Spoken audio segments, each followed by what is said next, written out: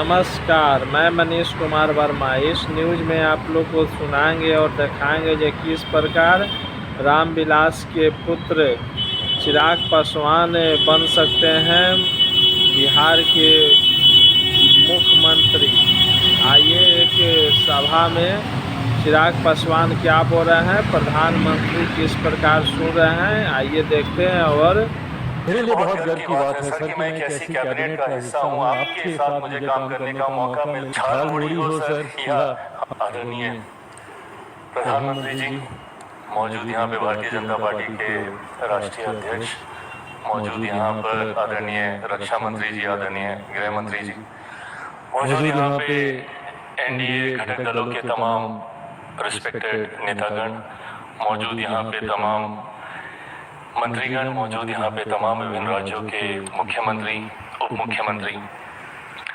आज जब हम लोग एनडीए की इस बैठक में उपस्थित हुए हैं, 12 सालों की कई यादें हैं जो कौंधती हैं। इसकी शुरुआत मेरे पिता आदरणीय रामविलास पासवान जी के साथ हम लोगों ने 2012 में पुनः की थी, और तब से लेकर आज तक जिस मजबूती से इस गठबंधन के साथ मैं, मेरी पार्टी जुड़ी रही, उसका सबसे बड़ा और एकमात्र कारण मेरे प्रधानमंत्री आदरणीय नरेंद्र मोदी जी रहे, जिन्होंने मुझे, मेरी पार्टी को हर विपरीत परिस्थिति में संभाल कर रखा। मेरे पिता के जाने के बाद जिस उदाहरण का जिक्र आदरणीय शिंदे साहब कर रहे थे, हर किसी के पास, और ये कोई नई बात नहीं होगी जो मैं कह रहा हूँ, हर किसी के पास वो अनुभव होगा जहाँ पे प्रधानमंत्री जी ने आपको, आपके परिवार को व्यक्तिगत तौर पर प्रभावित करने का काम किया। यही सर आपकी क्षमता है और यही आपकी ताकत है, जिसकी वजह से आज एनडीए एक राजनीतिक दलों का गठबंधन नहीं है सर, एक परिवार के तौर पर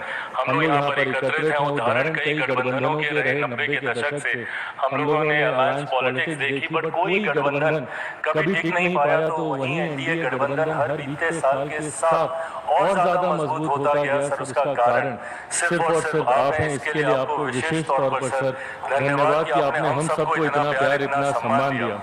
मेरे लिए बहुत गर्व की बात है सर कि मैं एक ऐसी कैबिनेट का हिस्सा हूँ। आपके साथ मुझे काम करने का मौका मिला, जिनका नाम इतिहास में ही नहीं बल्कि इतिहास जिनके नाम से जाना जाएगा। जैसा आदरणीय चंद्रबाबू नायडू साहब ने कहा कि ये सदी आपकी सदी है सर।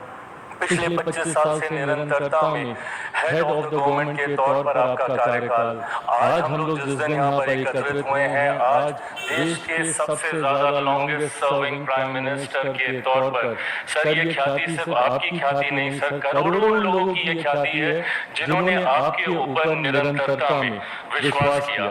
और यही कारण है सर कि आज जब आपके निर्णय देश की बड़ी आबादी को प्रभावित करते हैं तो लोगों का विश्वास आप पे बढ़ता है। आपने पिछले 12 सालों में हमारी सीमाओं को आपने सुरक्षित रखा सर, भले वो एयर स्ट्राइक के माध्यम से हो, भले वो ऑपरेशन सिंदूर के माध्यम से हो, तो वहीं अंतरिक्ष के माध्यम से भी कैसे भविष्य के विकसित भारत की नींव को मजबूत किया जाए। चंद्रयान के माध्यम से हो, सूर्य के उस चांद के उस दौर पर पहुंचने वाला पहला यान भारत के द्वारा बनाया गया। ये तमाम उपलब्धियां सर पुनः हम सबके विश्वास को आपके प्रति और ज्यादा मजबूत करने का काम करती हैं सर। एक तरफ जहां देश के इंफ्रास्ट्रक्चर को आपने मजबूती देने का काम किया, कनेक्टिविटी को आपने बढ़ाने का काम किया, बिजली पानी घर घर गांव-गांव तक पहुंचाने का काम किया, तो वहीं गरीब कल्याण योजनाओं के माध्यम से सर आपने ये भी सुनिश्चित किया कि देश की बड़ी आबादी को कम से कम रोटी की चिंता ना हो। जो पैसे बचे उसकी प्रति आय में वो जुड़े, उसकी प्रति व्यक्ति आय में इजाफा हो। 80 करोड़ लोगों को प्रधानमंत्री गरीब जन कल्याण अन्न योजना के माध्यम से राशन देने की बात हुई, आयुष्मान के माध्यम से 5-5 लाख रुपए का मुफ्त इलाज कराना। यही परिणाम है सर कि आज देश की बड़ी आबादी 25 करोड़ लोग मुख्य धारा के साथ जुड़े गरीबी रेखा से बाहर निकले। आधी आबादी को सिर्फ सम्मान देने की आपने बात ही नहीं की सर, महिलाओं की छोटी छोटी चीजों को आपने ध्यान में रखा, उनके सम्मान की चिंता करके जहाँ शौचालय बनाए तो वहीं उनके स्वास्थ्य की चिंता कर आपने उज्ज्वला के माध्यम से उनको आगे बढ़ाने का काम किया। वुमेन लेड डेवलपमेंट की आपने बात ही नहीं की, उनको केंद्र में लाने के लिए, सत्ता का हिस्सा बनाने के लिए नारी शक्ति अधिनियम आप लेकर आए सर। हर वर्ग का